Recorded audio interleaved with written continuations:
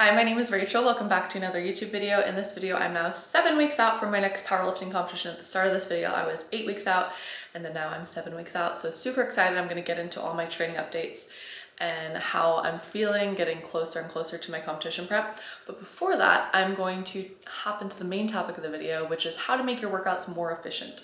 Since becoming a mom, I know that time is of the essence. You don't have 2 hours to just sit around, lollygag, and take as long as you need workout, especially if you have multiple kids. And for me right now, I could do my workouts while my baby is napping, but maybe you have multiple kids and you can't really fit in a full workout because they're on different nap schedules. Maybe some of them are older, maybe you still need to entertain them. Maybe you can pop on a TV show while a couple of kids are napping and then you can still get a 30-minute workout in here and there. But your workout doesn't have to be a sacrifice. You can still have an effective workout where you have some sense of progression, even if you only have 30 minutes here and there a couple times a week. So I'm going to talk about how I would recommend going about programming a workout that would be fast-paced and actually effective. Not one of those workouts that are 15-minute body weight banded exercises. Yes, you're still going to get a cardio benefit, but honestly, it would be more effective to just go on a run than it would to just be doing body weight circuits, because you're just pretty much doing cardio and you're not actually going to progress and get stronger and grow muscle if you're just doing body weight workouts. So specifically, there is a workout that I did this week, even in competition prep, that if I needed to, if push came to shove, I only had 30 minutes, I would be able to get this workout done in 30 minutes. The exercises that I had were barbell squats, barbell bench, seated cable rows, and a banded bridge with hip flexion. So what I would do is choose 4 exercises and I would superset both of them. I would choose 2 compound exercises that are going to give you a lot of bang for your buck, like a squat, bench, deadlift, hip thrust, pull up, something that's going to be working multiple muscle groups. And then I would choose 2 accessory movements that are going to isolate more of an area that you want to target. So that would be like a seated cable row, a single leg RDL, a reverse lunge, something like that, a core exercise. And I would choose exercises that aren't going to have much interference with each other. So if I were to give this workout as an example, I would warm up for my squats. I wouldn't take any rest in between my squat sets because you really don't need rest between your squat sets when you're warming up, because it's a warm-up. It shouldn't be something where you're actually needing to rest and recover from. So I warm up for my squats, just keep it fast-paced, keep it moving. Once I get to my top set of squats, I would do that set of squats and then I would superset with other exercise. So giving this workout as an example, I would do my first set of squats and then I'd do my next set of seated cable rows and then I would take a short rest period. And then again, squat, cable row, rest. Squat, cable row, rest, boom. I already finished 2 exercises. They were very effective exercises that actually I was able to lift a lot of weight on, and then I'm moving on to my next superset. I would do my bench, and then I would do my single leg hip thrust with hip flexion. So superset, superset, superset, superset, and then I would be done. And honestly, that is very, very possible to get that done within 30 minutes. Maybe 40 minutes if you're taking a little bit longer rest period, but that's gonna be a lot better than just going in the gym, doing some random jumping jacks, body weight air squats, burpees. It's a lot better to actually have some sense of progression. Or if you don't want to be bouncing around like that and doing that many exercises and trying to cram it into a short period of time, I'd recommend just choosing 1 exercise, maybe 2. So say it's going to be a deadlift day. I would do my deadlifts. I would focus on just finishing my deadlifts and getting like 5 quality sets in, and then maybe at the end do a couple sets of core or whatever I'm trying to focus on with the workout. It's better to have some sense of progression with little exercises than it is to just do a bunch of random exercises that aren't going to get you anywhere. Even if you have more time in the gym, something that I was guilty of early on in my training was I would do like 8 exercises in a training day. Now in a training day, sometimes I'm doing only 4 exercises, like the example that I gave you just now.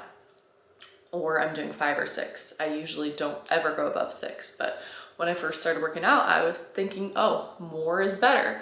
I'm gonna do as many exercises as I can, as many sets, as many reps, but you're not actually gonna get much out of those exercises. It's much better to keep it simple. If you only have 20 minutes, 3 exercises. You can do a reverse lunge, you could do a seated cable row, You can do a dead bug. 3 exercises. Get a lot out of those 3 exercises and you feel a lot better. Each week you can still have some sense of progression. You're not going to be just doing a bunch of random things that aren't going to get you anywhere in the long run. So that is my talk on keeping things efficient, and there's no excuses. Everyone should be able to do something. And maybe you don't have a full home gym setup, you can still get some dumbbells and you can still have a way to progress. You can get the preloaded dumbbells and each week you're doing more reps with the same weight, or you're able to add a little bit of weight. But anyways, I'm gonna hop into some competition prep. Before I hop into competition prep updates, I thought I'd throw this in here because there is a benefit to shortening your workouts. Even if you have all the time in the world to spend 2+ hours in the gym, there still is a benefit to shortening it because your recovery will improve. I've noticed that since shortening my workouts from on average 2 hours to an hour and a half, I have recovered faster because my body is under less stress for less amount of time. I'm still putting in all the work. I'm still getting everything done. I'm just getting it done a little bit faster. And there's no reason to take 5-minute rests in between warm-ups, let's be real. Yes, there is a time and a place. If you're doing heavy top sets, take a little bit more rest, but in general, you don't need as much rest as you think. Stay off your phone, keep it moving, stay on your feet more. Obviously, when you're doing top sets on squats, sit and rest between those sets. But when you're doing accessories, there's no reason to be sitting around for 5-10 minutes between most exercises. So hopping right into some of my competition prep updates from 8 weeks out to 7 weeks out from competing, you already saw one of the workouts that I did this week. So you already saw my top set of 6 on my secondary day at 195 pounds. These are some of the sets that I did on my primary squat day.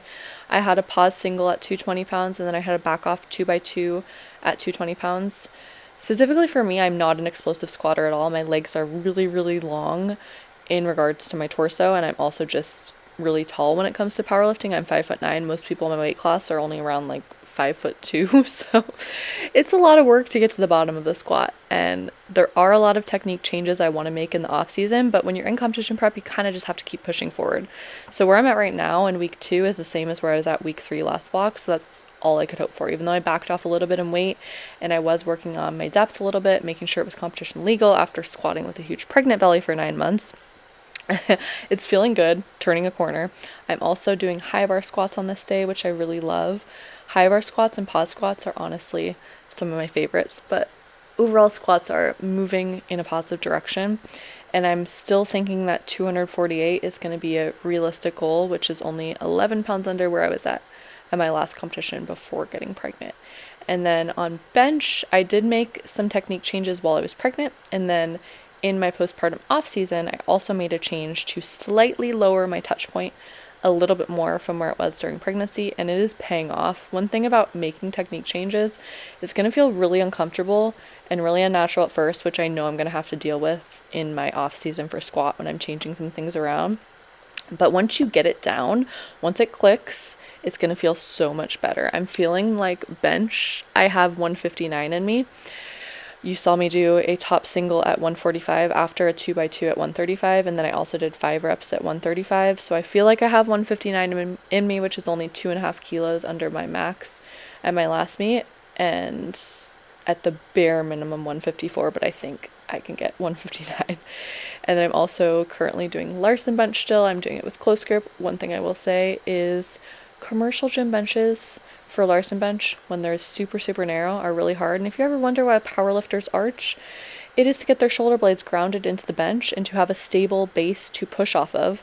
And it's really, really hard to do that when you're on a super, super narrow bench and you have your legs out of the equation. But squat and bench overall were really, really good this week.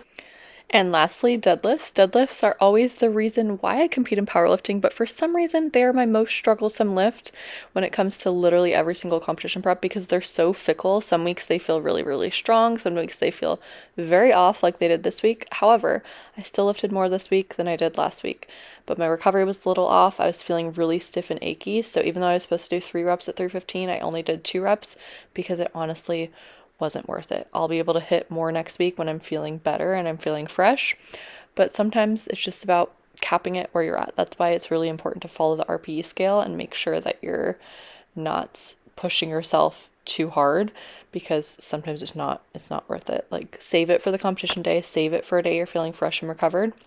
And even on my back offs, I did my first back off set of 3 at 285, and then I was like, you know what, my RP is going to be too high. I already hit an RP 7 on the first set, so I'm going to back off to 275 for the last 2 sets. And then my pause deadlifts ended up leaving me feeling much better than where I started. So that's also a win. So sometimes your top sets don't move well and then your back offs move better, and you can still leave your workout feeling better than when you started. And I still think 375 is a possibility. That's what I nearly missed at last competition, but I'll say bare minimum, I'm at least going for 363 comp day. Sometimes when I'm setting goals for my competition preps, I look at previous competition prep data for Vantage points. This was right before I pulled 369 pounds in competition. This was 325 pounds for 2 reps. And in my postpartum off season, I was 5 months postpartum, almost 6 months postpartum, and I hit 3 reps at 325 for 3 reps, and it actually felt easier. So that gives me the confidence saying, hey, I had an extra rep at 325, so even though I might not have it this specific day of training, I should still have 375 pounds if I am peaking and if I'm feeling fresh and recovered. So don't throw in the towel just because you have one off day. Look at other data. All right, that is all for today's YouTube video. Thank you so much for watching. I can't believe I'm getting so close to competing. Next week's video, I'll be 6 weeks out, which is so crazy. I'm almost only down to 1 month left. And honestly, if I'm being honest, I do not feel ready at this moment, but I know once I get closer, I'll get more excited. And then the adrenaline kind of helps carry the rest. As long as you're putting the work in, usually the rest will follow when you just show up and you're recovered and you're doing all the work that you can on the back end and showing up healthy and ready to go on competition day. So anyways, let me know if there's anything you want me to talk about in future videos. Thank you so much for watching. I hope you have a great rest of your day, and I'll see you in the next one. Bye.